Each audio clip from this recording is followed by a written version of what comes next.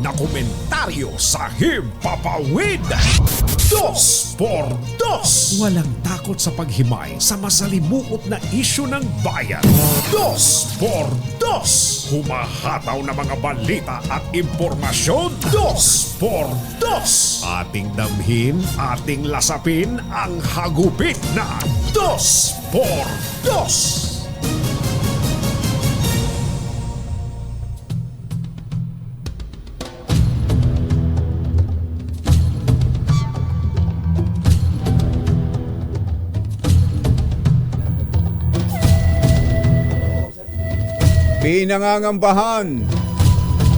Pinangangambahang magdulot ng mas matinding tensyon ang paglulunsad ng Pilipinas at ng Amerika ng Joint Maritime and Air Patrols sa West Philippine Sea.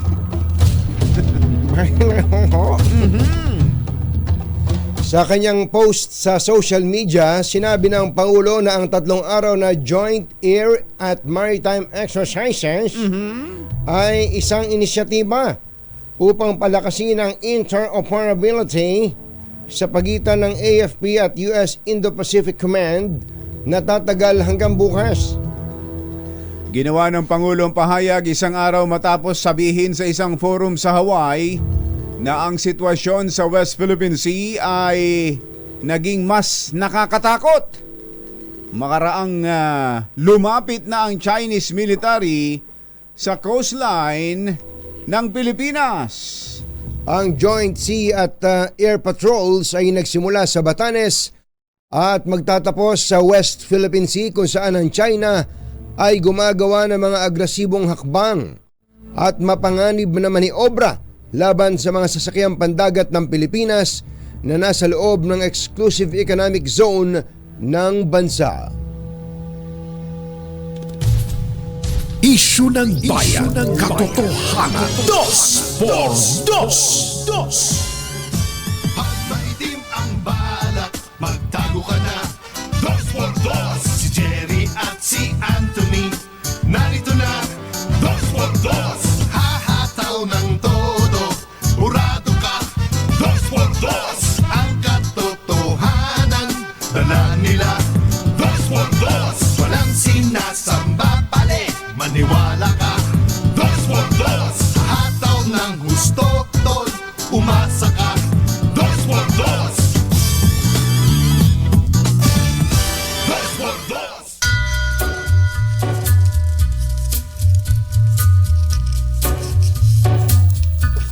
Hi.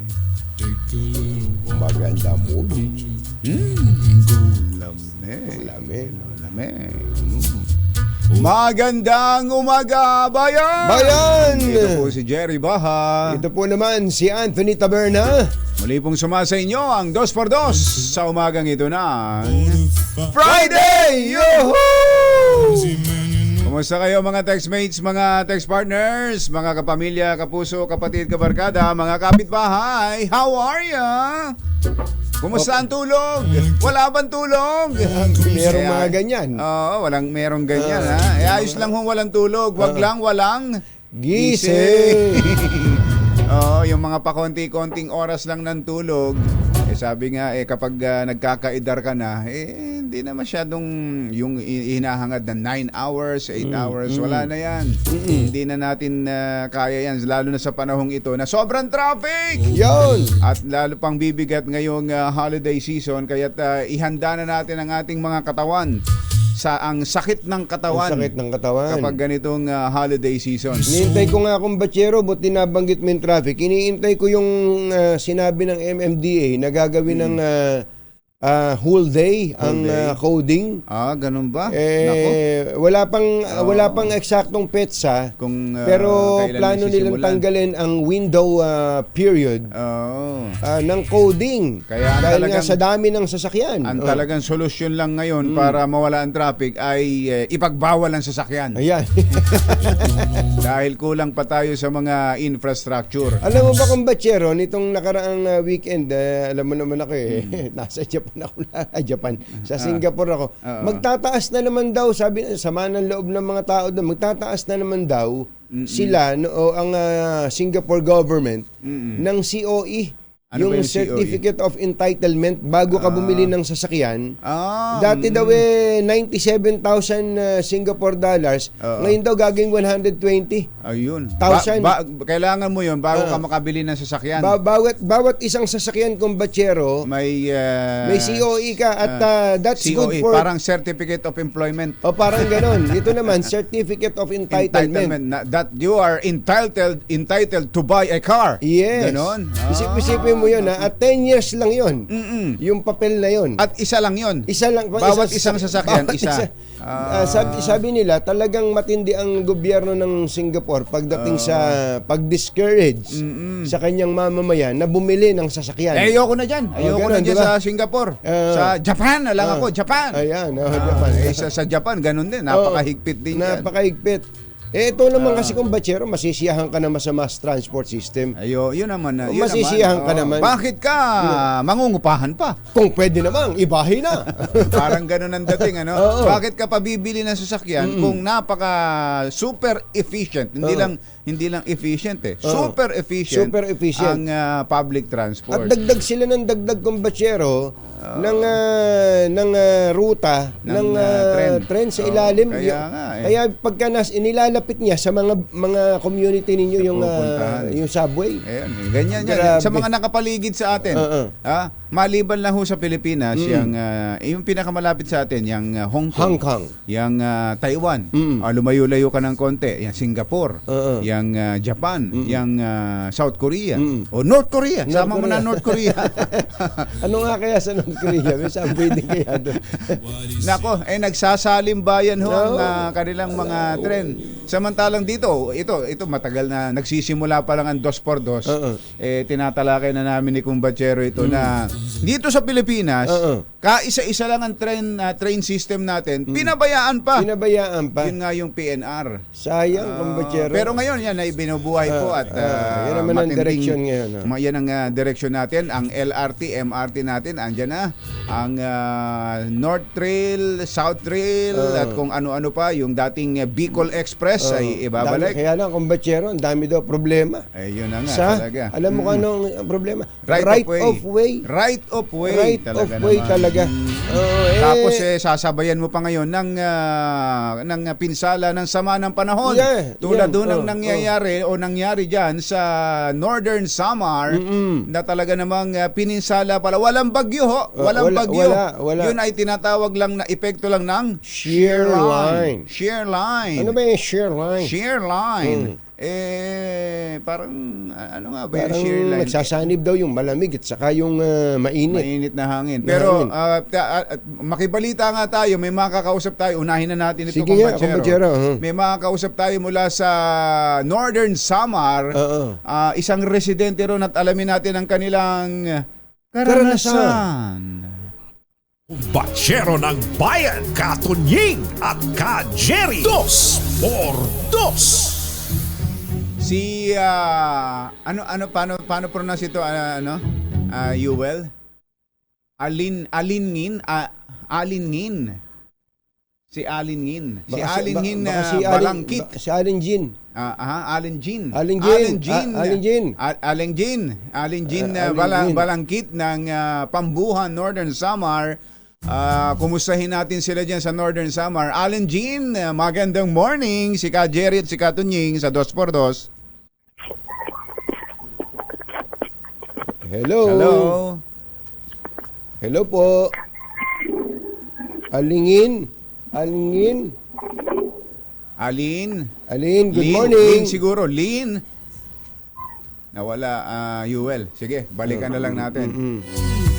Balikan natin ang isang kababayan natin dyan sa Northern Samar at naku, grabe yung ulan. ang lalim ng lalalim ng tubig baha. Mantakin mo Diyan naman sa kung Batchero, Katubig, sa Katarman. Oo. Alam mo bang diyan sa Katarman diyan ako nag grade 1? Sabi ko na yun. Nung binagit mo pala, parang nahuhula ako na. Kaya kabisado mo rin yung mga magkakalapit na lugar, yung mga lugar na sa yan. Katarman. So, alam po ba niyo kung gaano kadaming ulan ang ibinuhos dyan? Sa loob lang ng 24 oras. Oo. More than 600 millimeters daw na ulan, Kumbatsero. Grabe. Ang buhos ng ulan. Walang bagyo, ho. Oo. Ito na ulit si Lynn. Lynn, magandang morning. Si Ka Jerry at si Ka Tunying. Good morning po. Tama ba ang pangalan mo, Alin Jean? Ano po, Gina Lynn, Dalangkit po. Lina Lynn. Apo, Ayun. baliktad po kasi yun eh. Oo. Lina Lynn Balangkit. Gina Lynn. Gina Lynn. Gina Lynn. Apo. Binaligtad lang niya sa Facebook niya, siguro. Ikaw, ayun. Gina Lynn, pinahirapan mo pa kami. Pinahirapan mo kami si Gina Oo. Lynn. Si Oh, Gina Gina pala. Lynn. Baliktad po yun eh. Ang palayaw mo ay Jean po. Jean. Ayan, Sabi na, si Jean. Jean. Si Jean. Diyan kayo sa Pambuhan, Northern Samar. Kumusta kayo ngayon diyan? May mga ulan pa ba ngayon? Yes sir, as of now po, maulan pa rin po. Nag-start po siya kaninang madaling araw, mga 4:30 a.m. Antindi. Ano yung matinding malalakas na ulan na naging dahilan ng mga pagbaha diyan sa buong probinsya ninyo? Kailan nagsimula 'yon? Mula pong Monday. Monday hanggang kahapon po. Monday hanggang kahapon. Opo, Anong oras? As in, walang tigil. Monday.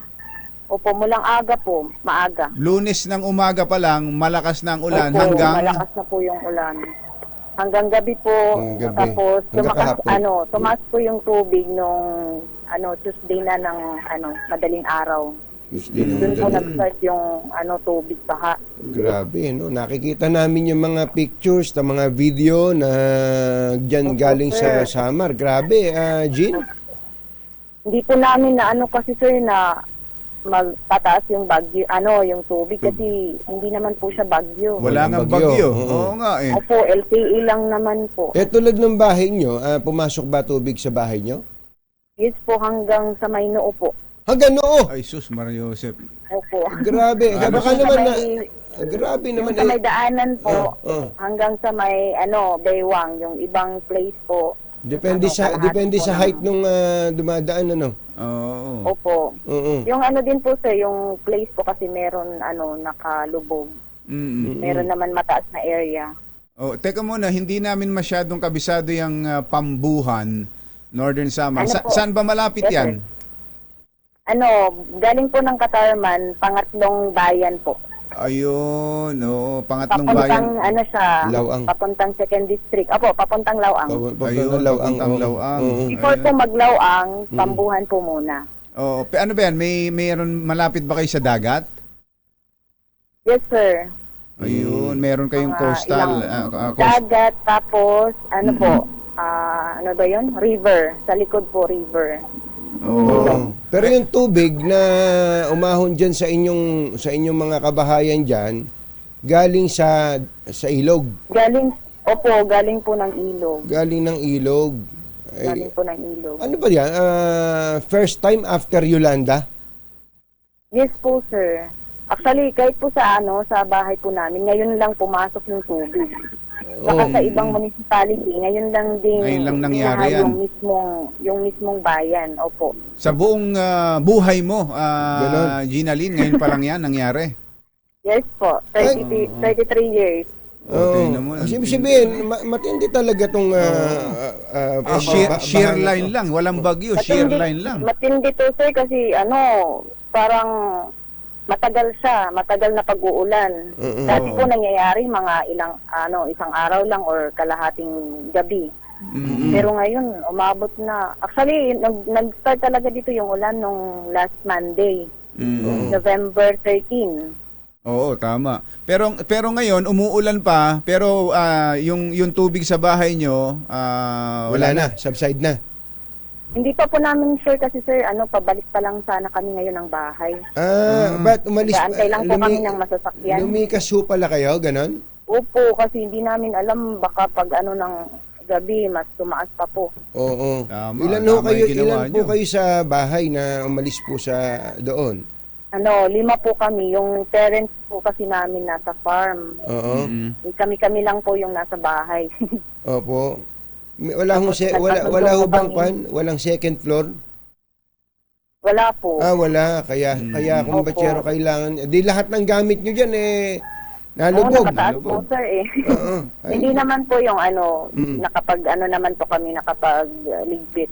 Oh, saan kayo tumuloy? Meron bang evacuation center na maayos? Meron naman po, sir, pero dito po kami tumuloy sa kapatid ko. Hindi Sa po kapatid kasi dito nyo. binabaha. Oo. Opo. Pero dyan sa buong bayan ninyo, sa Pambuhan, sa mga nakita at narinig mo, gaano kalalim yung pinakamalalim na nalubog? Yung sa proper po, mga lampas 1 metro. Yung taas po ng tubig. Part po ng sa proper mismo, yung sa my market. Sa town proper mismo, sa Oo. poblasyon, yung tinatawag natin lagi na Opo. sa poblasyon. kabayanan, ano? Poblasyon, Oo, opo. ganun pala. Pero yung sa Katarman talaga yung mataas po, sir. Oo Halos nga daw. yung taas po ng 3 tao, ganun. Grabe, no? Oo, Para sa Katarman, naman, Katarman sa talaga. Katarman, para naman kung batsyerong inihanda yung Katarman, naalala mo, binuong nakaraang linggo lang yan, 2 weeks ago, ang PAGCOR, nag-inaugurate pa naman dyan ng 2-story na Oo evacuation nga. center, 50 million peso worth yan, na dinonate ng PAGCOR. Ang ganda, sabi ko, ang ganda, bagyuhin pa naman yung Northern Summer, sabi ko, Oo. Bas, Sakto. Biglang nangyari ito ay, ngayon. grabe, oh. Oo. Ay nako. Sige, Ginaline, yung tulong ng pamahalaan ay may mga nakakarating Opo. naman ba tulad ng pagkain, tubig? Meron po kahapon po, meron po nag-ikot ng food pack. Oo. May nagpadala. Wala pa pong napadala. Wala. Pa lang po, Hindi- municipal, opo. Barangay and municipal pa lang po. Hindi pa Hindi, na-distribute. Opo. Pero sa inyo wala pa nakakarating. Wala pa po, sir. Wala pa. Maghintay-hintay lang kayo pero kung naman sabi niyo kamag-anak niyo naman, okay naman kayo, nakakatawid naman kayo araw-araw ngayon. Opo. Okay opo, naman sir. ay, salamat May naman. kuryente na diyan. Meron na po, sir. Salamat po sa Diyos at meron na po kagabi. Yun ang importante talaga para yung komunikasyon yung sa pagdadala Pero ng hindi tulong. po lahat, sir, kasi hindi po siguro kaya yung mga binahang area talaga. Oo. Sa sabi ng Pag-asa, mukhang ngayong araw na 'to gaganda na raw ang panahon diyan. Sana Hihina na raw yung Opo, epekto ng actually, sir, kanina nung shear pag line. 5 AM, medyo maano na yung may araw na. kalangitan. Pero ngayon po, maulap na din at Ganun? paulan na. Opo. paulan na naman. Paulan na naman po. Ay, sige. Sana Ingat nga lang ka. hindi lumakas. Sana nga hindi na lumakas. Opo. Ingat kayo ha, Ginaline. Ingat at lagi Opo, kami thank you, makikibalita sir. sa inyo. Salamat Opo, sa sir. inyo. Yes po, yes po. Ingat. Thank you. Salamat po. God Thank bless you. po. Yan po isang residente dyan sa Pambuhan, Northern Samar, si Ginaline Balangkit. Ang mga kumbatsero ng bayan, Katunying at Ka-Jerry. 2x2. Oras natin. Achi, Mr. Jelom Tang, Lakyam Chap Kauhun, 6:19 ng umaga. ACS Balita. Susunod na. This time check is brought to you by ACS Manufacturing. CS Balita. Walang makakaligtas, walang makakalampas. Saan mang sulok ng kapuluan, Luzon, Visayas hanggang Kamindalawan. Basta't may balita, ipagwagwagan ng sikat na tagapagbalita. ACS Balita. Kasama ang 2x2 tandem Anthony Taberna at Jerry Baja. ACS Balita. Ang programang ito ay hatid sa inyo ng ACS Manufacturing Corporation, ISO Certified, maker of world-class quality pride detergent. Araw ng Wednesday, November 22, 2023. Narito na po ang ulo ng ating ACS Balita. BIR nalagpasan ang target collection ng buwis noong buwan ng Oktubre. Bilang ng nagugutom sa Pilipinas, bahagyang bumaba ayon sa SWS survey. Dating Pangulong Rodrigo Duterte magbabalik politika kapag na-impeach si BP Sara. Mas mataas na sweldo naghihintay sa mga kasambahay sa Metro Manila. MMDA tiniyak ang kahandaan sa extended transport strike ngayon. Kailan? Ngayon. Dalawa patay, 8 sugatan sa banggaan ng motorsiklo at tourist bus sa Naga City. Magandang umaga Luzon, Visayas, Mindanao. Good morning Philippines. Hello world. Kami po ang inyong mga tagapaghatid balita. Ito po si Anthony Taberna. Ito po si Jerry Baha. At ito ang ACS Balita. sa detalye ng ating mga balita. Dito muna tayo sa ating ACS Good News. masayang ibinalita ng Bureau of Internal Revenue na nalagpasan ito ang target collection noong Oktubre ng taong ito. O ba? Ayon kay Commissioner Romeo Lumagi Jr., ang Wala sabi po. po niya ay ha ha ha. Masaya. Ha ha ha. Tapos sinundan ng ho ho ho. Uy, Hoy. ang balita. Alam na natin 'yan. Alam na natin 'yan kapag gano'n na ang tawa, no? Nakakolekta daw po sila ng 274.23 billion noong October, mas mataas ng 8.6% O ba? kumpara sa koleksyon sa kaparehong buwan ng nakaraang buwan. Ang kabuang koleksyon ng BIR para sa unang 10 buwan ng taon ay umabot na ng 2.132 trillion, mas mataas ng 11.1% kumpara sa nakaraang taon. Ang tagumpay ng BIR ay dahil sa nationwide enforcement operations nito at mahigpit na mga hakbangin laban sa tax evasion. Yun, congratulations, Commissioner Romeo Lumagi Jr. 6:27 ng umaga, bahagyang bumaba ang hunger rate sa bansa sa ikatlong quarter ng 2023 dahil sa epektibong pagtugon ng Pangulong Bongbong Marcos sa kahirapan. Batay sa resulta ng survey ng Social Weather Station o SWS noong September 2023, bumaba sa 9.8% mula sa 10.4% noong June 2023 ang bilang ng mga pamilyang Pinoy na naharap sa involuntary hunger o nakaramdam ng gutom at walang anumang makain sa isang buwan. Pero sa pinakahuling survey din ng Okta Research, ay Mother, pinadala lang to sa akin kagabi ni Professor Ranjit Rai Combachero.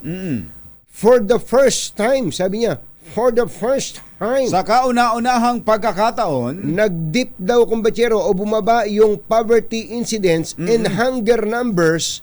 Ibig sabihin, yung mga nagsabing sila nagugutom sa nakalipas na 3 quarter ng taon. 3 magkakasunod na quarters, Combachero. 3 sunod-sunod na quarter, pababa. Pababa, Combachero. At itong pinakahuli, ito po yung bibigay ko sa ito, Mother. Ang self-rated poverty ay bumaba ng 46% or an estimated of 12.1 million ang nagsabing sila mahirap.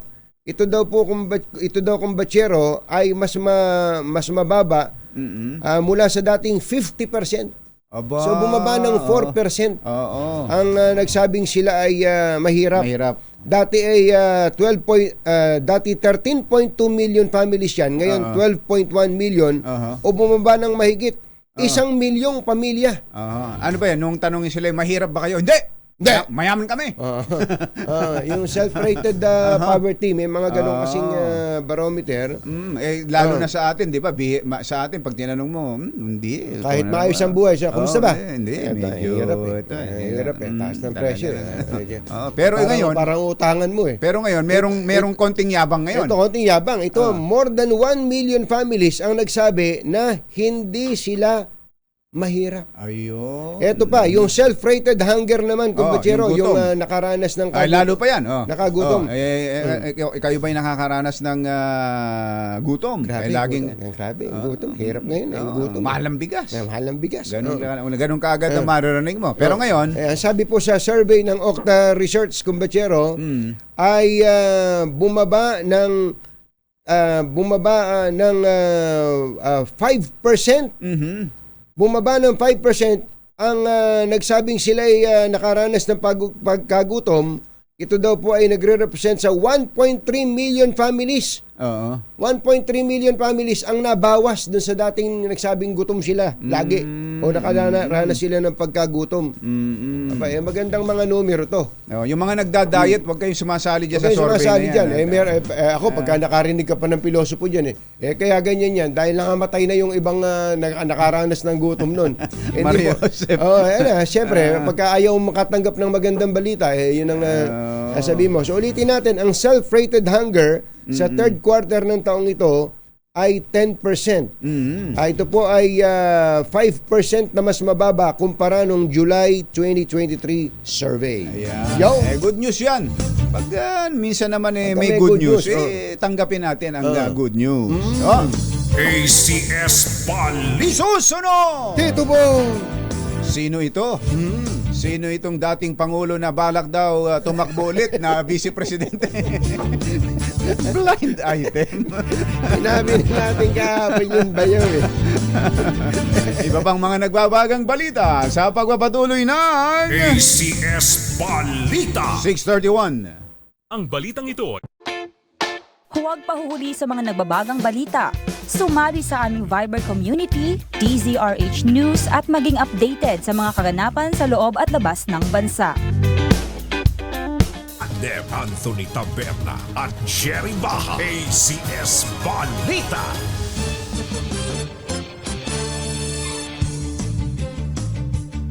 Tuloy ang ACS Balita.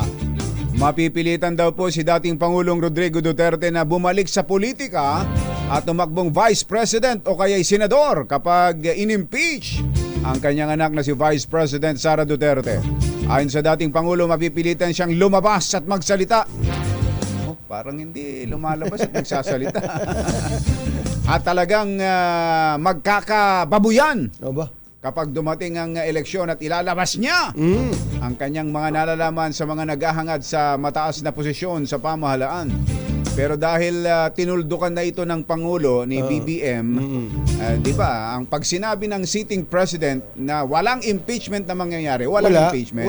Pag sinabi ng isang sitting president na may impeachment, meron yun. May mangyayaring impeachment. Kaya nga sabi, kung ang utos ng hari hindi mababali. Ayan, yung House pa naman, ganyan ang reputasyon. Oo, na pagka sa House, susunod lang sa presidente. Oo. So ito, ibig sabihin hindi natatakbo si Digong na VP o kaya senador. Yung VP kasi matagal pa yun sa 2028 pa yun. Kaya ang senador 2025. Saka maganda rating ni Presidente Duterte sa senador. Talaga. Pero kung gusto niyang talagang mas malakas, mag-congressman ka. Sinong i-dislodge niyo? Sino bang anak niyang nakaupong congressman? Si Pulong. Mag-congressman ka. Mr. President, ganito lang po mag-congressman tapos mag-speaker ka. Yun ang mas malakas. Yun ang mas matindi. Nako, mukhang yung advice mo kung bachero may masasaktan diyan. Sa 6:36 ng umaga. Tama. Kongreso ang pinag-uusapan natin. Ito, ang Secretary General ng House of Representatives, si Secretary General Reginald Velasco. Secgen, magandang morning! Si Ka Jerry at si Ka Tunying po ito. Magandang umaga po, Ka Jerry and Ka Tunying, si Ka Tunying po. Ka Jerry at Ka Tunying po. Secgen. Secgen, kaya ho kami napatawag. Ngayong wala nang impeachment. Si Secgen ba tatanungin natin? Wag na. Hindi siya magdidesisyon dun. Doon lang kami sa plaka, Secgen, na ipinarecall ninyo yung mga number 8 na plaka. May mga sumunod ho ba at kumpleto na ho ba ang compliance? Opo, sa loob po ng Batasan Complex, wala na po kayong makikita gumagamit nito. Sa labas meron pa? Sa labas po hindi naman po namin makikita. Pero nag-coordinate na po kami sa MMDA na hulihin po yung lahat ng makikitang Ayun. Mhm. protocol plate 8. Mm-mm. Oo. Sa bagay, dati kahit na hindi na mga congressman Gumagamit yan. Gumagamit pa rin, eh. Girlfriend ng congressman. Oo. Tsaka yung Girlfriend ng congressman. Girlfriend ng anak ng congressman. Tsaka yung congressman, natalo na, Oo. gumagamit pa rin ng may ganun, eh. plaka. So ngayon, pinapahuli na po ninyo, Sergeant. Opo, nag-meeting lang kami ni Chairman Artes kahapon Opo. at pinag-usapan po namin kung anong gagawin pag nakita sa lansangan ng Metro Manila itong protocol plate number 8 na ginagamit ng mga hindi natin po alam kung congressman o hindi congressman yung nakasakay Anyway, ang napag-usapan po namin ay MMDA will have the right to stop the vehicle, Apprehend. especially po kung may traffic violation. No? Mhm. At tanungin kung sino ang nasa loob ng sasakyan. Kung driver po, at kung driver naman, sino may-ari ng sasakyan. Mhm. At pag nalaman congressman po, i-report po sa amin Mhm. kung sino man yung congressman o congresswoman na gumagamit ng Number ng 8. sasakyan na yun. At pagka ganun po, ano ba, may congressman na gumagamit ng number 8, ano po gagawin ninyo? Ang napag-usapan po namin ay pwede yung tikitan ng MMDA yung Driver. man po yun. Or pwede naman pong palampasin tapos po i-report sa akin. I-report sa aking opisina kung sino man pong congressman yung mayroong unauthorized or expired License plate. protocol plate. Hindi, Secgen, bakit binigyan nyo pa ng option? Baka mahirapan pa yung enforcer doon. Akong ba't may or pa? Ba't hindi na lang hulihin tapos? Hulihin, Oh. Yan po ay karapatan ng MMDA pero kunyari po naman ay nakasakay incumbent congressman or congresswoman at sasabihin niya, isusuko niya yung plate na yan sa akin, no, sa office na the Secretary General. Yun po ang napag-usapan namin. Pero may karapatan din pong tikitan ng MMDA yung congressman or congresswoman. Opo. Hindi, pero sir, meron na ba kayong inilabas na memorandum man lamang na may lagda ni Speaker Martin Romualdez addressed to all members of Congress, pati na yung mga staff nila kasi yung ibang staff kumbachero gumagamit ng number 8. Ako kilala natin yung ibang mga gumagamit, pinagmamayabang pa nga sa akin yung minsan. Binibigyan pa nga tayo. Binibigyan pa nga tayo at minsan makikita mo nakaparade sa sakyan sa tapat ng Lexus o kaya ng Pegasus. Wala na yung Lexus eh. Wala na ba? Wala na rin yata yung Pegasus. Nung pa kasi yun eh. Classmate. Classmate. Hindi po ba ang pangit ng dating? Wala po ba kayong ilalabas na ganong klase ng memorandum o kaya ay kautusan galing sa Speaker, Secgen? Naglabas na po ako by order of the Speaker ng order para sa mga aming congressman at congresswomen na wag munang gamitin tong protocol plate na naglipa na po, no? Iba-iba hong klase yung mga lumabas eh. At ginagamit. Yung iba po expired na. Yung mga iba po wala namang seal ng House of Representatives. Ayun, oo nga. Baka peki pa yun eh. Mayroon talaga. May mga namemeke, Secgen. May balita namin, may mga gumagawa niyan sa Banawe. favorite street yata ni Yeah. Ka Anthony ng bata pa. Maganda ho yan. Pagka ho napipitasan ako ng side mirror, Doon pupunta ako sa Banawe. Yun din ang ang bilis. nabibili ko. Yung napita Yung sa'yo. napita sa akin. Opo, marami yata nabibili mga parts ng kotse Opo. na hindi available sa mga regular stores. No? Opo. Pero Doon po din yata ginagawa. Doon din yung mga ginagawa. authorized Ay, plate. nako. Sec Jen, ang sabi nyo muna, ibig sabihin, paggagamitin nyo pa rin ng protocol plates ang mga congressman. Hindi na po namin pinapagamitan. Pero Aha. alam po naman, merong gumagamit yan dahil di nila alam yan. So, papatawarin naman po natin na basta i-surrender lang po yung plate. Surrender. Mm-mm. Opo. Siguro makakabuo kayo ng ilang bahay dyan pag pinagdikit-dikit gagawin yero yung gagawin bubong niya sa dami niya. Sa dami, ano? Pero, So bawal na, ulitin natin, bawal na at Mm. dapat hulihin na ang mga makikitang kasi ang mga pwedeng manghuli diyan Sec Jen mga citizen din, mga kapwa motorista. Pag may nakita silang naka-protocol plate na 8, bibidyohan yan, pipicturean yan, ire-report sa MMDA, sa LTO o dyan sa inyo. So dapat wala ng number 8 sa kalsada ngayon. Wala po, dapat sinurrender na po sa amin yan. Dahil lahat po yan ay unauthorized or expired or fake. Fake po, pinagawa lang sa mga paboritong lugar ni Ka Anthony. ayun. Sa Banawe. Sa Banawe. Butit Banawe lang Buti ang Banawe binanggit. lang yung paborito. Pero ko si Ka Jerry kung saan. Wag yun ang babanggitin. Sec John, isa na lang. Ako naman ay wala namang masama sa protocol plate para sa akin eh. Kaya nga, palatandaan nga yan ng, di ba, meron tayong mga protocol plates dati, meron pang district eh.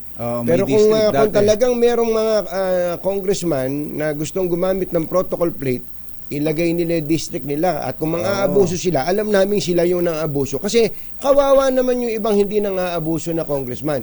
Kung sakali lang at sabihin ng iba Kung congressman, ibabalik, gusto namin may protocol plate. Sir, baka pwedeng makiusap. Sabihin nyo, sige, basta lalagay namin yung district ninyo. Ayan.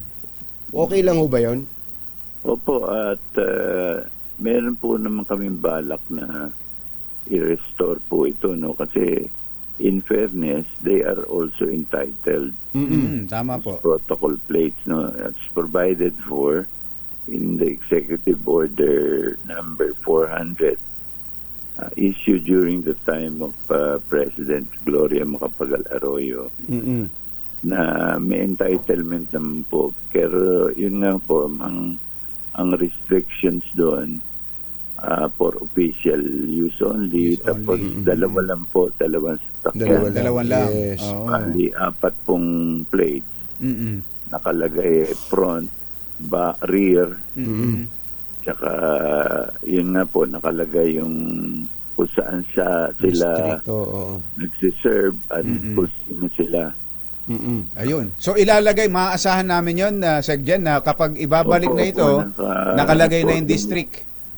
Nag-coordinate na po kami with the LTO na kung magbibigay po sila ng authorized protocol plate, meron po mga tanda, no, mga code po para malaman namin. Halimbawa third district Quezon City. Ayun, Ganun, no? mas maganda, ganun.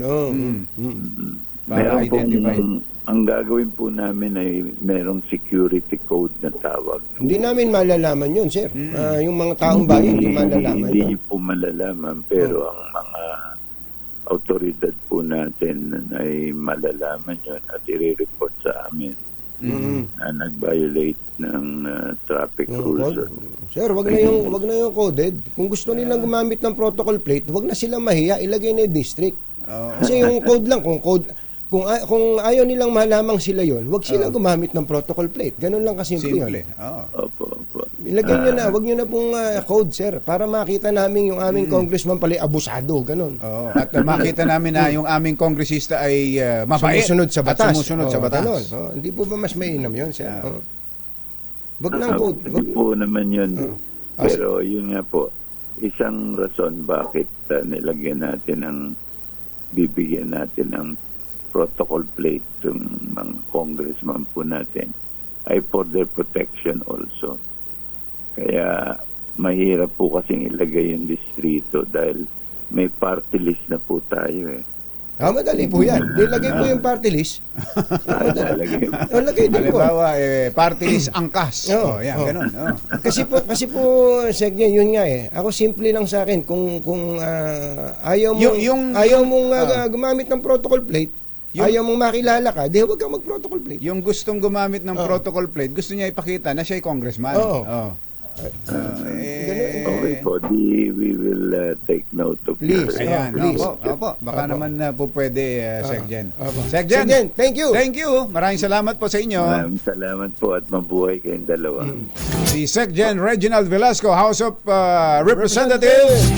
Ulitin natin bawal sa ngayon bawal na lahat ng protocol plate number 8. Pag may nakita ho kayo dyan sa kalsada, nako, i-report nyo kagad. Ang mga kumpachero ng bayan, Katunying at Ka-Jerry. 2x2. Lita. Magbabalik pa rin ang ACS Balita. 6:48 ang ating oras.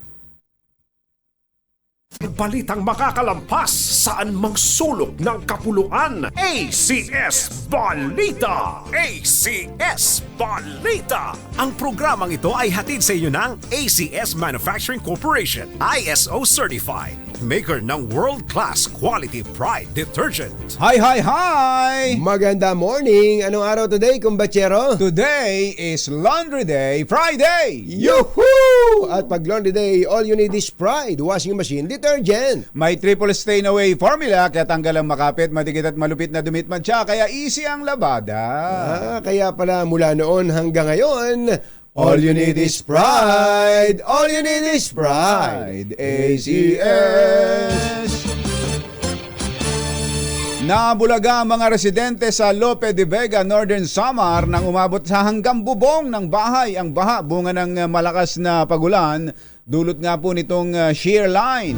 Sa pagtaya ni Mayor Bobby Saludario ng Lope de Vega, halos 2,000 pamilya ang apektado ng pagbaha. Ilang mga bahay ang nasira habang nagkaroon ng problema sa supply ng pagkain sa mga evacuation center kung saan nagpalipas ng magdamag ang mga residente.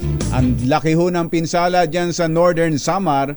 Meron din parte ng Eastern Samar, kumbachero, na naapektuhan. Pero ang sabi po kanina ng Pag-asa ay asahan na raw po ang unti-unting pagganda ng panahon diyan sa Samar. Akit daw yung shear line, kumbachero, sa Southern Tagalog. So, malamang Pagandaan natin yan. Itong banda sa Mimeropa, pati yung sa Calabarzon area, ay baka daw po umulan ngayong araw na to. Ayan. Nakamba ang taas sahod ng mga kasambahay sa Metro Manila. Yehey! Yehey! Magkano? Pwede na magluto ng masarap-sarap ngayon. Inday. Ayan, Karen. Karen. Ayusin mo ha. Ito na ha. Mayora. Si Ana. Mayora. Kasado ang public hearing ng Regional Tripartite Wages and Productivity Board mamayang alas 9 ng umaga para sa minimum wage adjustment. Magkano raw? Wala sinasabi. Noong pang Hunyo nagdaang taon, huling binigyan ng 1,000 na increase ang mga kasambahay. Kung sakali, nasa 200,000 domestic workers sa Capital Region ang makikinabang sa nilulutong aumento sa sahod. Magkano nga? Mother. Ayaw banggitin ni Mother. Secret. Mamaya, so 9 o'clock this morning, magkakaalaman na. Ayan. Nagatid po ng kabuuan ng ating ACS Balita. Ito po si Jerry Baha. Ito po naman si Anthony Taberna. Kasama ang 2x2 tandem Anthony Taberna at Jerry Baha. ACS Balita. Balitang makatotohanan. Balitang maaasahan. ACS Balita. Ang programang ito ay hatid sa inyo ng ACS Manufacturing Corporation, ISO certified, maker ng world-class quality pride detergent. Hoy! Come on, come on! Ano ba? Alas 7 na pala ng umaga. Bilis, bilis, bilis, bilis. Bilisan ng kilos. Si Caso G. Jimenez talagang napakabilis ng kilos dahil birthday daw pala ng kanyang utol. Aba. Si Ka Epifanio Pong Jimenez. Ay, Diyan sa lokal Kapong. ng Toronto, Toronto. Canada. Aba. Happy birthday. Si Ernesto Balsita diyan sa Globo Asiatico. Ito yung puntahan kong batsero ng mga kumukuha ng gamot galing sa inireseta ng mga galing sa mga yung sa mga government hospitals. Yes. May mga kuhaan ng Meron yan, gamot. pamilyar ako dyan sa kasi Teachers yung- Village. Tama akong batsero. Kasi yung halimbawa, humingi ka ng tulong sa PCSO. Ayan, oo. Tapos ang gamot mo ay pang chemotherapy. Ayan, dyan. Ayan, Kukunin ninyo dyan sa kukunin. Globo Asiatico kay Ernesto Balsita. Speaking of Ay. PCSO, maraming salamat sa kay GM, Mel Robles. Merong isang lumapit sa atin na nangailangan ng tulong na meron pa rin pala kahit papaano. Meron pa rin palang itinutulong ang PCSO. Hindi ba dati bumagsak ng todo yung mga natutulungan, ang dami ng natutulungan ng PCSO. Dahil katakot-takot palang taxes ang pinapataw ng gobyerno sa PCSO. Talaga. Malaki ang siguro Di bale. panahon na para pag-isipang mabuti yan. Kasi yung tax na ipinapataw, parang inaagawan mo ng ipinantutulong sa Ayun na mga nga, nangangailangan ng PCSO. Pantulong nga yun eh. Ba't Pantulong mo nga yun. bubuwisan? Tama. Ayan, Ang sige. Jero. Ayusin nila yan dyan sa PCSO at sa gobyerno. Mamaya ho, antabayanan ninyo yung update dun sa mga taga Marikina na nawalan ng kuryente. Baka hindi nyo pa alam kung ba't kayo nawalan ng kuryente. Dahil dito kay Spider-Man. Si Spider-Man, alamin natin kung si Spider-Man ay nandyan pa sa poste dyan sa Marikina. Kuyang Els Bartolome, magandang morning! Ang mga kumbatsero ng bayan, Katunying at Ka-Jerry. 2x2. Para sa 7:05 ang ating oras. Eto na. Nakalipad na ba si Spider-Man? RH52, Eniel Parosa. Kami na dyan! Katunying at Ka-Jerry, habang patuloy na inililigtas, siya namang patuloy na umatras itong lalaking halos 21 o lampas na 21 oras na nasa itaas itong malaking poste at kable ng kuryente dito sa may Kalumpang Marikina. Kasama ng lalaki sa tuktok ngayon na Arthur at Jerry, itong dalawang tauhan ng Bureau of Fire Protection na rotation buong magdamag na pumapanik dito sa may rescue ladder. Pero Ay, sus, Mario Joseph. Ang tindi pala, no? Nasa wire pala mismo, hindi sa poste. So, Nasa kawad na. Jerry at Anthony. Ano yan high tension yan. High tension wire yan.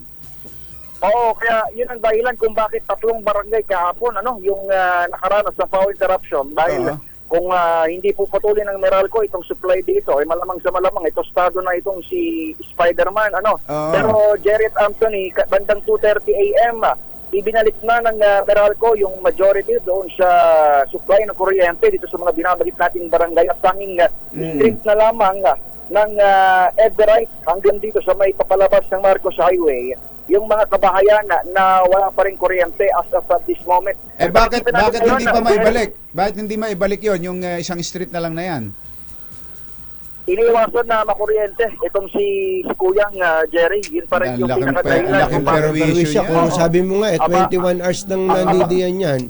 Oo, Ang ang permission pagkakala, yun. Jerry Anthony, marami tayong nakakausap mga trabahador at tindero dito. Nagkape na rin tayo. At yung iba raw ay napilitang magsiuwian kahapon dahil doon sa sa kawalan ng kuryente. Walang Pero ngayon, kuryente. Ito bang pinapakita mo sa amin na video ay ito ba real time?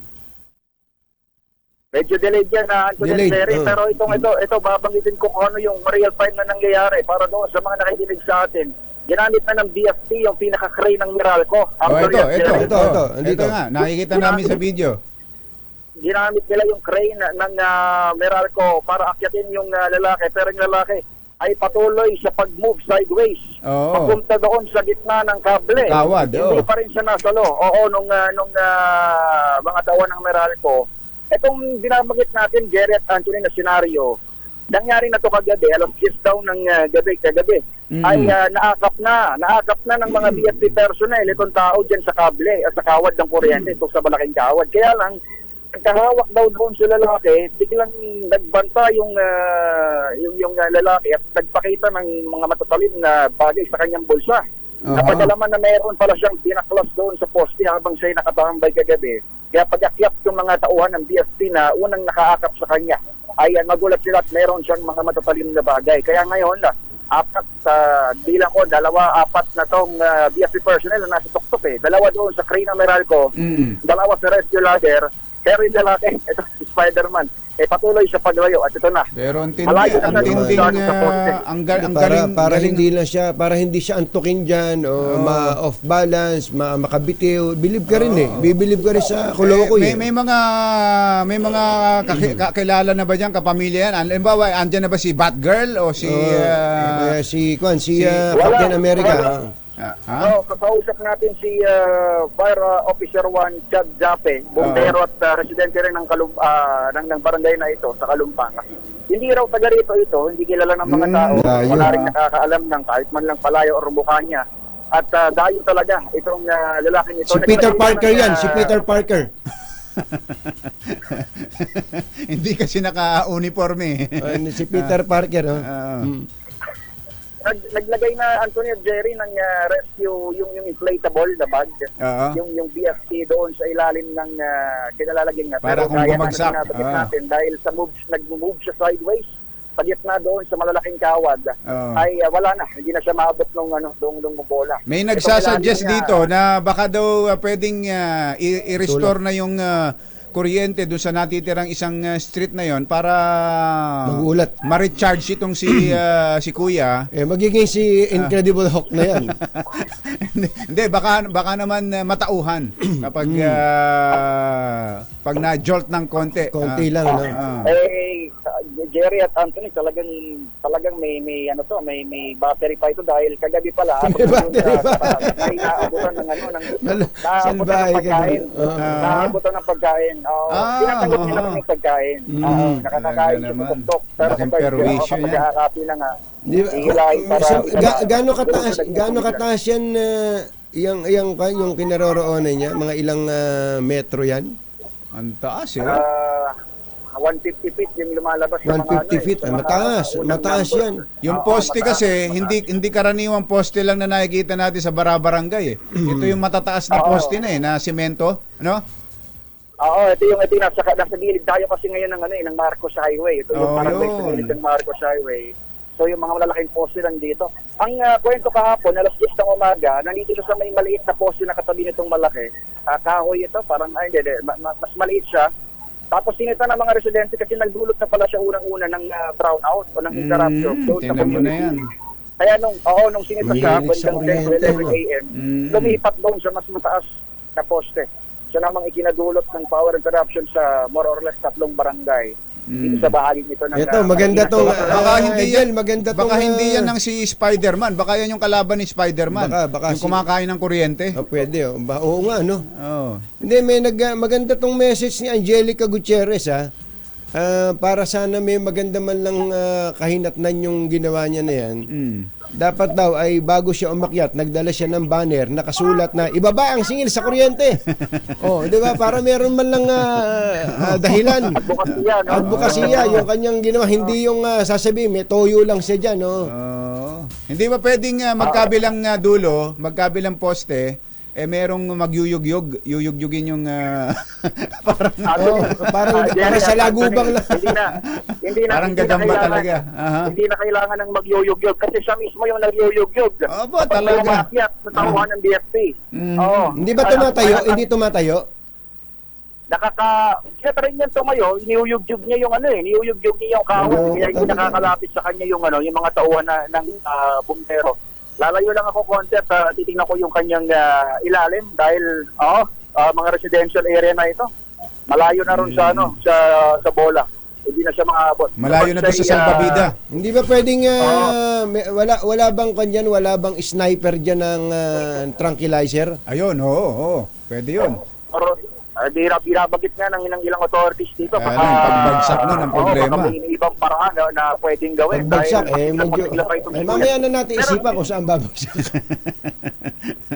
Pero speaking of pagiging masigla, ang kwento ng kasi rotation yung mga bumbero dito Hindi sila, yung nasa taas, iba-iba sila, nagro-rotation sila. Yung mga nakausap natin na una nang umakyat kagabi, sinasabi nila na lapnos na pala itong may mga paso na sa katawan, sa kamay. Itong si Kuyang, tinitiis niya lang talaga at hindi naman sinasabi kung ano yung particular niyang gusto, kung meron man siyang hinaing or panawagan. Basta ang alam ng mga tao, mukhang may sakit nga sa pag-iisip itong lalaking hindi nila kilala. At tagal sa mga oras na ito ay perwisyo doon sa mga naka-work from home, may mga negosyo. Ito. At siyempre yung mga nakatira dito sa barangay, dito sa Marikina. Dapat ito i-post niya, renewable energy. Tunyin, naka-loudspeaker katabi kay Meralco. Medyo lalayo lang ako kapag binabalik mo yung papa-price ng kuryente. Okay, thank you, Aniel. Thank you. So yan ang latest mula rito sa Barangay Kalumpang sa lungsod ng Marikina para sa kauna-unahan sa Pilipinas, DZRH. Ito si Edniel Parrosa. Tuloy-tuloy sa pagbabalita, tuloy-tuloy sa serbisyo. Sama-sama tayo, Pilipino.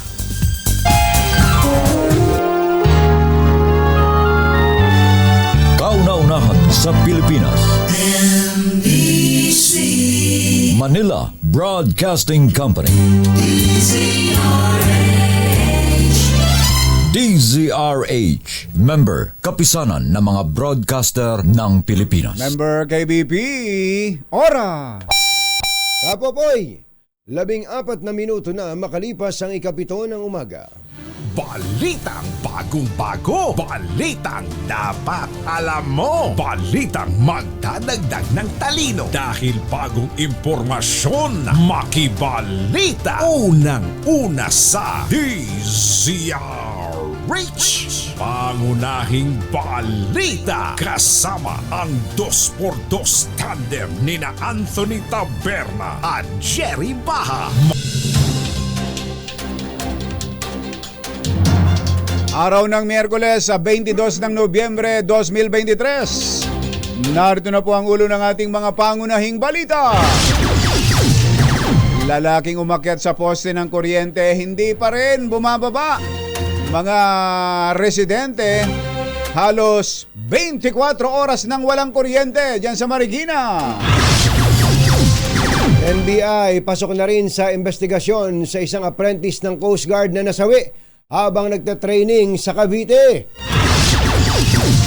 Bilang ng mga pamilyang nagugutom at naghihirap, bumaba pa sa third quarter survey ng Okta Research at ng SWS. At ang naputisang hindi rehistradong motorsiklo, huli sa no registration, no travel policy ng LTO. Grupong Manibela, sinimula ng sariling tigil pasada, piston at 3 pang malalaking transport groups, hindi naman lalahok. PDP laban muling nalagasan, lumipat sa Lakas CMD. Magandang umaga Luzon, Visayas, Mindanao. Good morning Philippines. Hello world.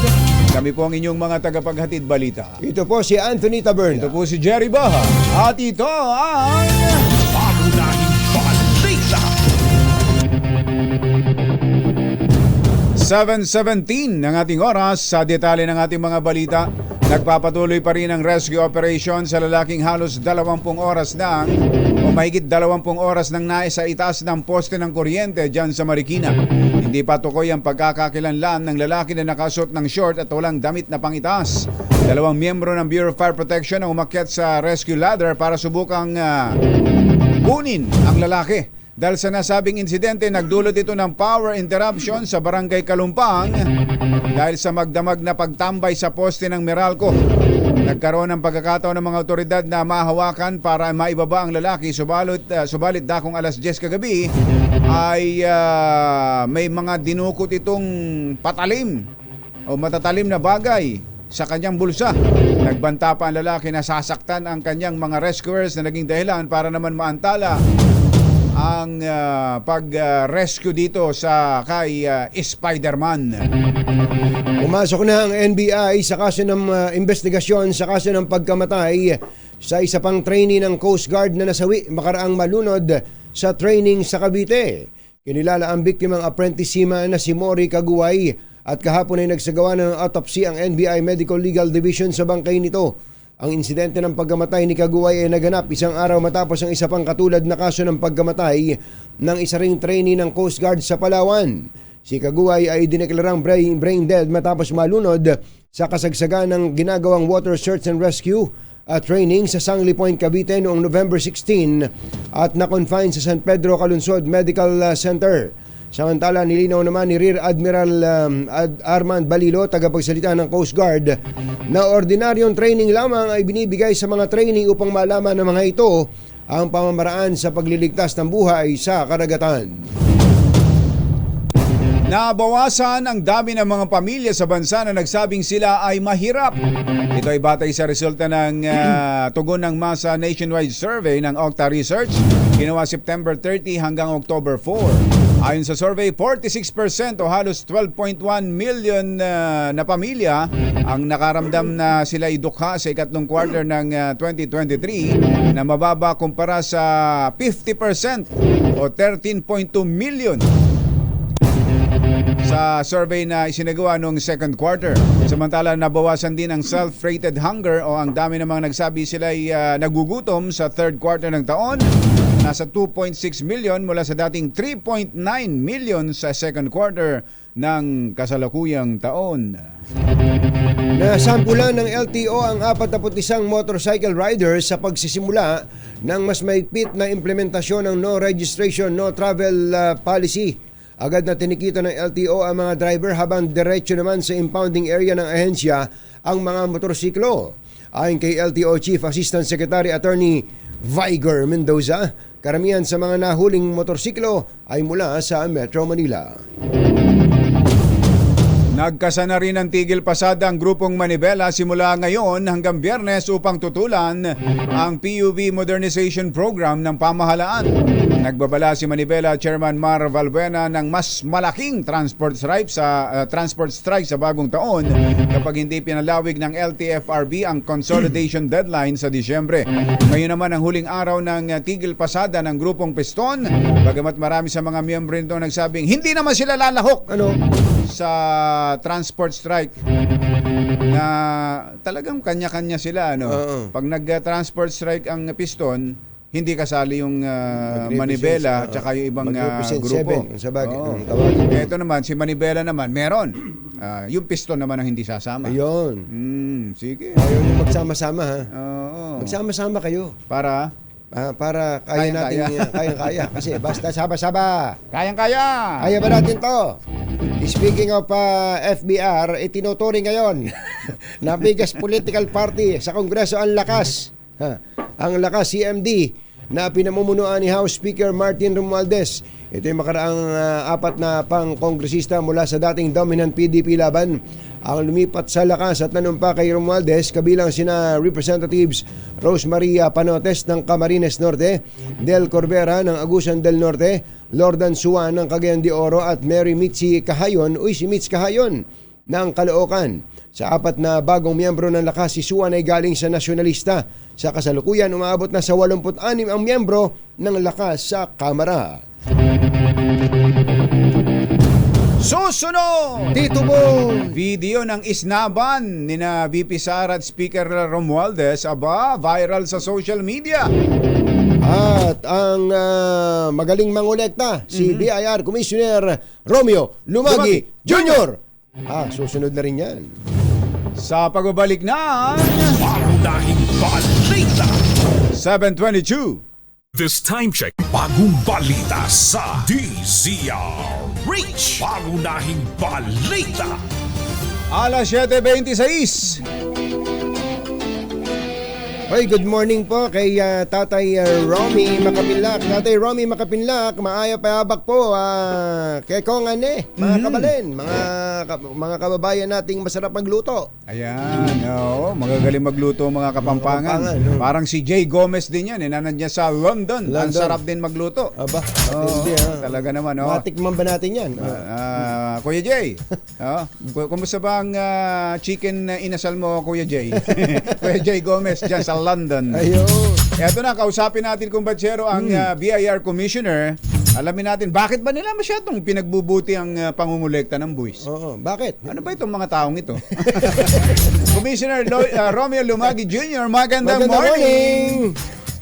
Magandang umaga po sa inyo, Kadegit at Katunging at mga nakikinig po at nanonood sa atin sa programa. Opo. Abe, yun yung tanong ni Kumbatya. Ba't ba masyado yung pinagbubutihan ng pagkolekta ng buwis? Ano ba naman kayo? Hindi, congratulations. Dito daw, ano ba to? October collection. Maganda pala collection. 8% na mas mataas sa target. Ganun ba? Tama ba yun, Commissioner? Opo, ang nagawa po natin ay 47% compared to the previous year, same month last year. So, ganyan po kataas ang nakolekta natin. Again, yun nga, mga 8% yung mga nataasan natin ang sa collection target natin. Paano nyo nagawa yon, Commissioner? May technique ba kayo na hindi nagagawa ng iba dati? May pamamaraan? Well, unang-una, ang ginagawa natin, aktibo tayo na nakikipag-ugnayan sa mga iba't ibang organisasyon ng mga business group at hinihikayat natin ang compliance para naman mapakita nila na seryoso tayo sa pagserbisyo sa ating mga negosyante. Tinutulungan natin, pati yung mga proseso namin dito, pinapaiksi natin ang mga transaksyon at also aggressive din tayo sa aming enforcement activities. Lahat ng mga big time na mga tax evaders, nakita naman natin na nire-raid natin at sinasampahan natin ng kaso. Sa katunayan, maya-maya pupunta tayo sa DOJ din at para makapagsampa ng kaso sa mga other big time tax evaders ulit. Meron na naman. Ilan ho yan? Ilan yan? Bale, totally, ang masasampahan natin, 69 na corporations, corporate officers, lahat po yung mga individual, tsaka may kasama rin po dyan. Baka naman yung mga korporasyon namin ni Kumbatsero kasama dyan, Commissioner, ha? Parang may korporasyon. Pero ito pong mga sasampahan nyo na to, 69 corporation and individuals, gaano kalaki po ang involved na dito na salapi? Taxes. Ang suma total na nakikita namin dito ay nasa 1.8 billion pesos. Wow, ang laki. Kaya makikita rin naman natin na ang sinasampahan natin ng kaso ay yung mga malalaking negosyante. Hindi namin masyadong pinagtutunan pa yung mga maliliit na negosyante para na rin tulong yan sa ating mga kababayan. May mga pagtatangka, karaniwan ito sa mga nakakaraan na alam ho ng marami na may mga arigluhan nangyayari dyan. Halimbawa, ang babayaran na buwis 1 bilyon, ang pababayaran lang kalahating bilyon, tapos ang may resibo lang 100 million lang. May mga ganun pa bang nangyayari dyan, Commissioner? Well, ngayon, nakikita naman natin na pinapabayad natin lahat yan at kung hindi sila magbabayad ng tamang buwis, sinasampahan na agad natin ng kaso. Kaya maayos naman ang pinapatunguhan itong rate program namin at saka itong run after take transactions namin. Yung rate yung run after tax evaders, no? Tama po. Opo. Pagka po may mga ganito, malalaking kumpanya to, dati siguro ito nakakalusot. Billion-billion tong mga pinag-uusapan natin. Hindi ito first time. 1.8 billion ito. At saka yung mga nakaraan pa, siguro in total, ilang bilyonaryo na ba yung mga nasampahan nyo ng kaso? Pagka ba ganito, Commissioner, wala kayong natatanggap na tawag? Padre, baka naman pwedeng pag-usapan na lang yan. Kumpanyero. Kumpanyero. Kaibigan ko yan Baka naman pwedeng pag-usapan na lang yan. May mga attempt bang ganon, Commissioner? Well, of course, hindi may mga natatanggap na mga tawag. Pero isa lang naman ang lagi kong sinasabi sa mga ganyan tawag. ay tulungan natin ang gobyerno at tulungan na mapangayad ng tamang buwis at tumigil sa ganitong ginagawa. Dahil kasi kadalasan naman pag nakikita nyo, ang pulko naman talaga dito ay yung talamak na pandaraya ng buwis. Mameke ng transaction. At magugulat kayo, yung isa sa mga sasampahan natin na kaso mamaya, medyo makapalamuhan ito dahil kasi hindi lang sa content. Commissioner, napuputol kayo. Ginajam kayo nung tax evader. Ginajam kayo. Makapal talaga ang mukha nun. Ginajam kayo eh. Pakiulit nyo nga yun. Pakiulit nyo nga yung makapal ang mukha na yan. Opo. Oo, kasi hindi lang sa contento, nagmamit ng resibo para makapagbuwas ng buwis. Nag-refund pa. Naku, sayang. Pwede bang pa natin yun? Sayang yun natin. Commissioner, tatawag ulit kami. Ayusin lang natin ang linya. Nagcha-chapi-chapi. Sayang. Big time tax evader ito na binabanggit ni Commissioner na napakakapal daw ng mukha. Makapal ang mukha. Babalikan po natin. Pangunahing balita. This time check is Mga nangunguna at mga bagong balita sa DZRH. Pangunahing balita. 7:37 ng ating oras. Balikan natin ang linya kay Commissioner Romeo Lumagi ng BIR. Commissioner, ano yung binabanggit ninyong big time tax evader na makapalamukha? Medyo magaling ata dahil mukhang namomonitor tayo dahil eksakto nung sasabihin natin ay Ginajam kayo. Ang sinasabi ko nga, hindi lang ito nakontento na magbawas ng buwis sa pamamagitan ng paggamit ng resibo, kundi nagre-refund pa ito ng input VAT. Makapal nga mukha niyan. Magaling yan. Peke na yung resibo, tapos nagre-refund pa. Nagre-refund pa.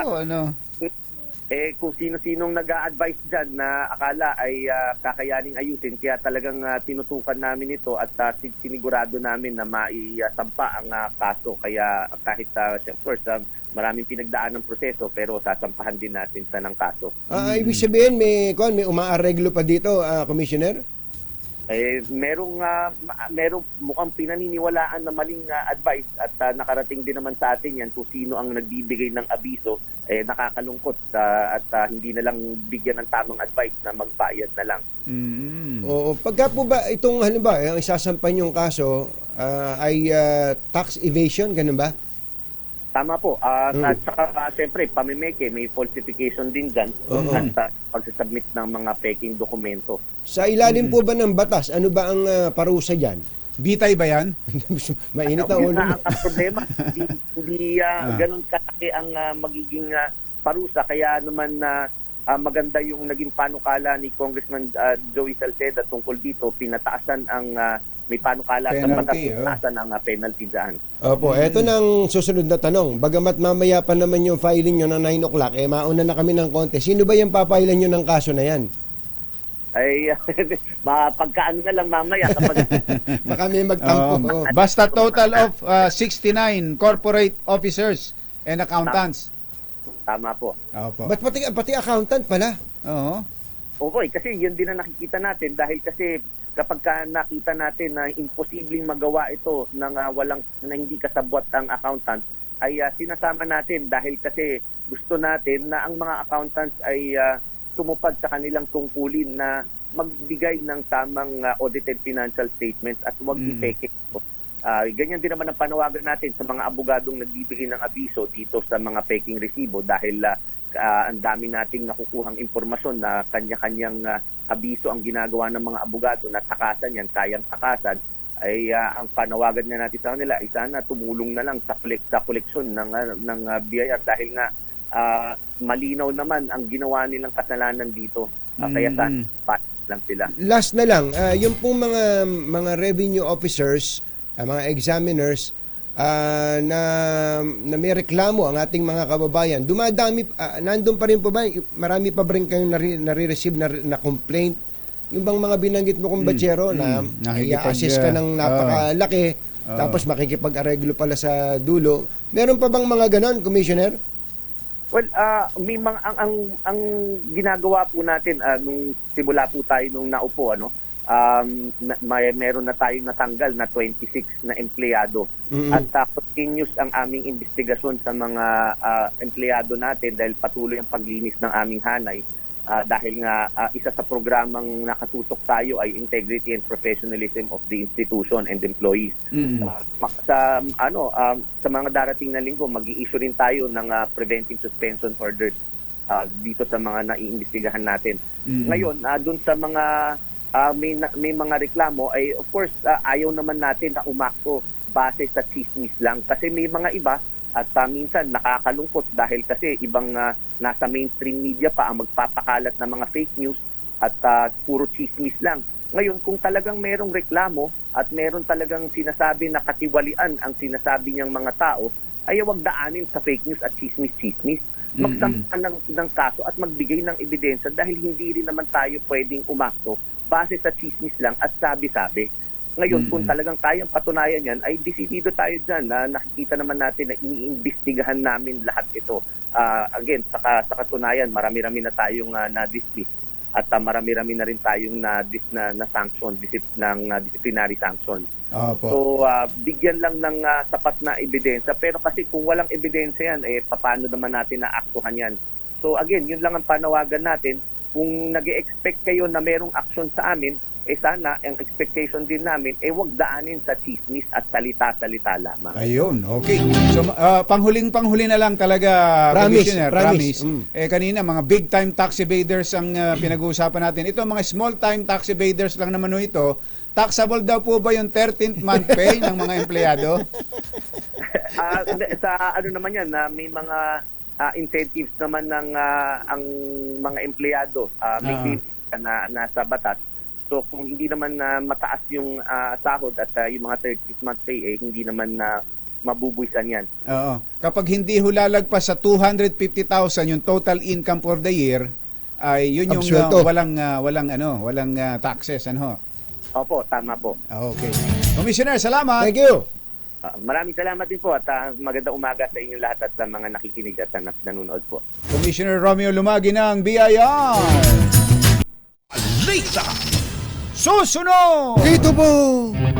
May update ang ating police showbiz reporter na si Morley. Police showbiz reporter yung si Asinit Briones, may update pala. Mukhang kilala na kung sino ang at ito pala dinukot. Dinukot talaga, no? At kilala na kung sino ang nagpadukot. Sa pagbabalik ng Pangunahing balita! 7:43. Nangunguna at mga bagong balita sa DZRH. Pangunahing balita. Okay, this one's for Gabby. Teka.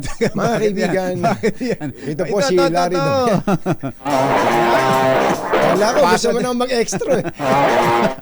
Pasadahan natin. Pumasok na sila kayo dito sa bayan. Nandito kasi sila kayo. Kala ko tuloy, damdamin bayan eh. Pasadahan natin ang ating mga RH reporters na nasa kalsada. Sinusubaybayan ng pangatlong araw. Tuloy pa ba? Meron pa ba? RH8 Christian Manyo. Come in, Christian!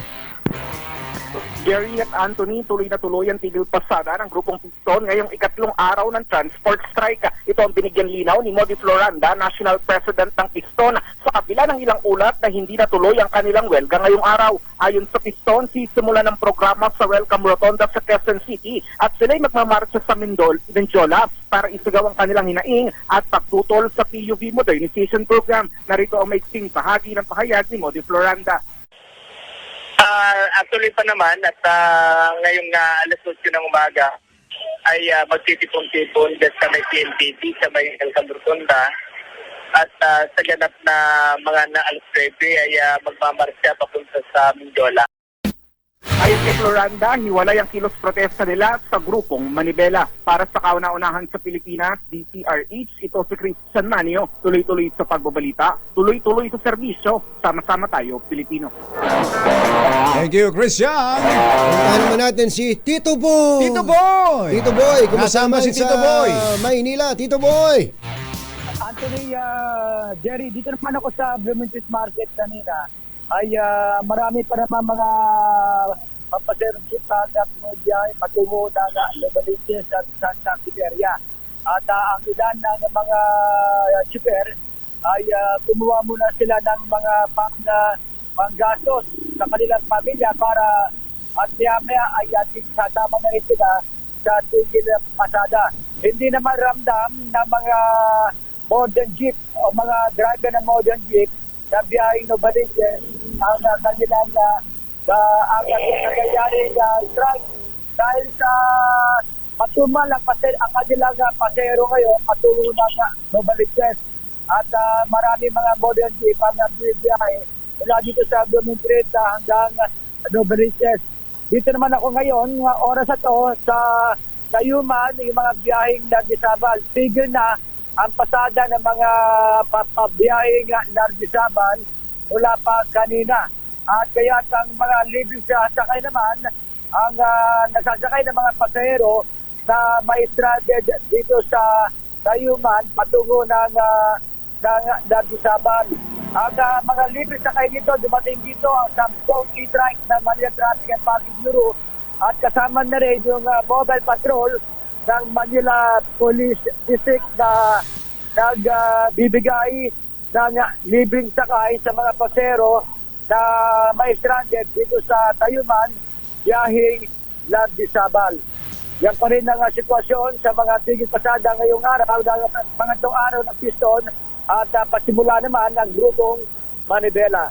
Mula sa kauna-una sa Pilipinas, ito si Boy Gonzales, tuloy-tuloy sa pagbabalita, tuloy-tuloy sa serbisyo, sama-sama tayo Pilipino.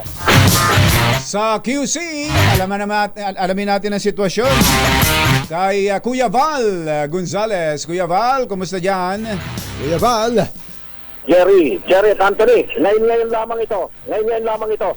Itong malaking terminal ng pampasaherong jeepney dito sa may Katipunan, yung patungo ng UP, dito sa may Quezon City, ay nagtigil pasada. Yung kanilang mga sasakyan, kung makikita ninyo, napakalinis. Ito yung malaking terminal dito sa may Katipunan na Avenue. Nawala yung mga sasakyan.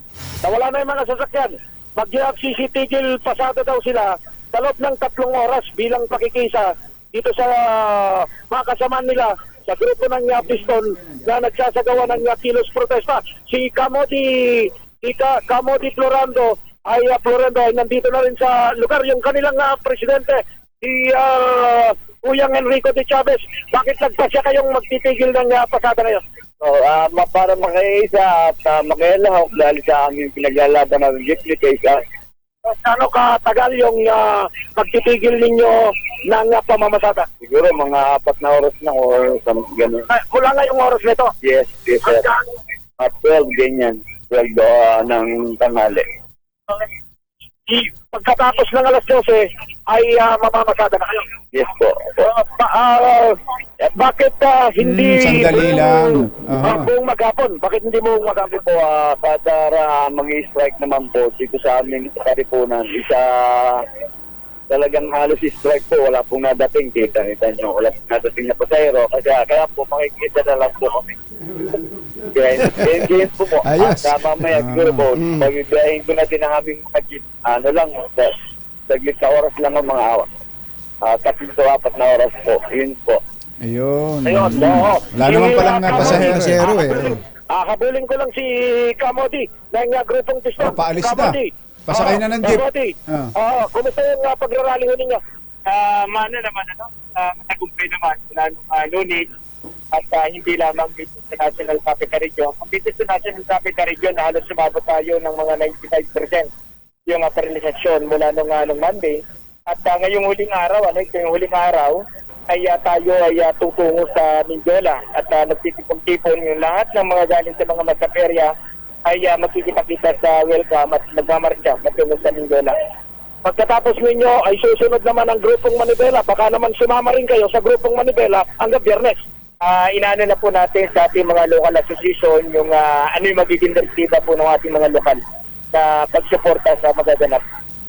Okay, maraming salamat. Yan si Camodi ng grupong Piston. So sa ngayon ay tigil muna yung pamamasada itong grupo ng mga bumibiyahe dito sa may bahagi ng Katipunan patungo ng UP at umiikot dito sa lugar na ito sa bahagi ng Quezon City. Narito sa Katipunan Avenue, Quezon City, para sa kauna-unahan sa Pilipinas, DZRH, ako naman Val Gonzales, tuloy-tuloy sa pagbabalita, tuloy-tuloy sa serbisyo. Sama-sama tayo, Pilipino. Thank you, Val. Thank you, RH Reporters. Pangunahing balita sa showbiz. Yeehaw! Oy, magandang umaga pala kay Mayor Jopet Intoon ng Mayor. Hermosa, isang magaling na pilot, kumbachero. Ganun ba? Oo. Siya ba yung nagpapalipad ng helicopter na nakita kong dumaan kahapon? Ay, ako yun. siya yun. Talaga? Ang galing eh. Medyo nakakakaba rin. Pero magaling Nagngata ka ba ng dahon ng bayabas? Magandang umaga rin kay Ninong RD Dong Tolentino. Magandang morning! Kuya Randy Sakay, dyan sa Heart Center. Kumusta ba ang ating mga kapuso? Mga kapuso! Dyan sa Heart Center.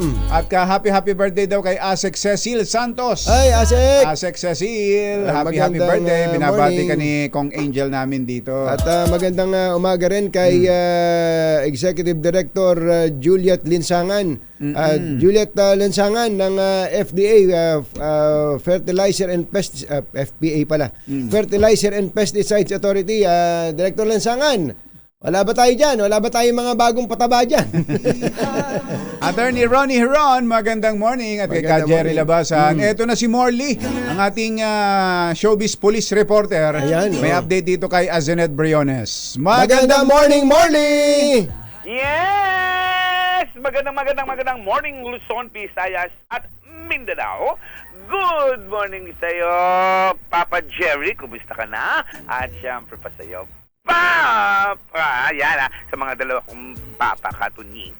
Well, ito yung follow-up report nga dito kaugnay sa pagkawala ni Azenet Briones na kung saan ay magdadalawang linggo nang wala ang naturang beauty queen actress. Pero ang latest dito ay nasa magandang kalagayan daw ang nasabing beauty queen actress dahil ang kumidnap daw dito ay ang sariling mga anak mismo. Anak? Sariling mga anak mismo. Kinidnap ng anak? Oo, kasi daw sa pilitan itong dinala sa isang facility na kung saan ay iniisip ng mga anak na kailangan itong magpahinga. Oo, pansamantalang magpahinga dahil sa loob daw ng bahay ay sigaw ng sigaw ang naturang actress at lagi itong galit. Well, may kinalaman din ito sa pananalapi na kung saan ang latest chika nga ay gusto na raw kunin nga ng mga anak ang kanilang mga share para sa pera nga naiwan ng kanilang ama. Kung matatandaan kasi ay nakapag-iwan daw ng milyon-milyong halaga ang namayapang ama ng mga batang ito na asawa naman ni Azenet Briones na si Mr. Reyes. Iyon daw ang tunay na dahilan. Pero nasa maayos naman daw na kalagayan ngayon ang naturang actress. Yan ang ating DZRH Showbiz Hottest News. Ito po ang inyong RH47. Morley Alinyo, tuloy-tuloy sa pagbabalita, tuloy-tuloy sa serbisyo, sama-sama tayo Pilipino. Babu! Ganun pala nangyari dyan, no? Na-update tuloy si General Wes Raimundo Ubingke.